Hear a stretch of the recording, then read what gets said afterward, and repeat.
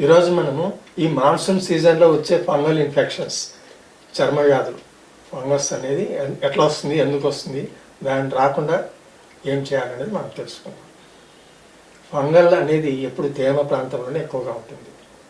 ముఖ్యంగా రొట్టెలు తీసుకోండి, చల్లటి వాతావరణంలో ఉన్నప్పుడు దాని మీద ఫంగస్ వస్తుంది. అదేవిధంగా మన చర్మం పైన కూడా ఇక్కడ ఫోల్డింగ్స్ ఏరియాలో, ఇక్కడ కానీ మెడలు, గ్రాయిన్స్లో, అంటే గజ్జలు అంటారు కదా, ఆ ఏరియాస్లో. తర్వాత ఈ సీజన్లో జనరల్గా బట్టలు అనేది తొందరగా ఆరవు అనమాట, ఎండ లేదు కాబట్టి. దానివల్ల కొంత గొప్ప తేమ ఉంటుంది. అలాంటి బట్టలు వేసుకొని బయటకు పోయినప్పుడు 24 hours దానికి తేమ, గాలి తగలకుండా అదేవిధంగా ఉండిపోతాయి. కాబట్టి ఇన్నర్ వేర్స్ ముఖ్యంగా తేమ లేకుండా చూసుకోవాలి. ఈ తేమ ఉన్నప్పుడు ఫంగస్ అనేది తయారవుతుంది.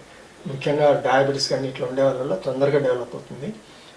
కాబట్టి మిగతా వాళ్ళల్లో కొంచెం స్లోగా ఉంటుంది. అదే కంటిన్యూ వేయడం వల్ల ముఖ్యంగా గజ్జలలో ఈ ఫంగస్ అనేది ఏర్పడుతుంటుంది. తేమ ఎక్కడైతే ఉంటుందో అక్కడ ఫంగస్ వస్తుంది. ఈ జాగ్రత్త పాటించండి.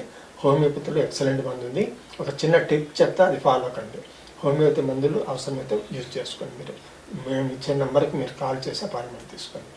ఒక చిన్న టిప్ ఏంటంటే, వేప ఆకు తీసుకొని బాగా నూరి మెత్తగా దానికి ఒక చిటికెడు పసుపు కలిపి ఎక్కడైతే దురదలు ఫంగస్ అనిపిస్తుందో ఆ ఏరియాలో అప్లై చేయండి.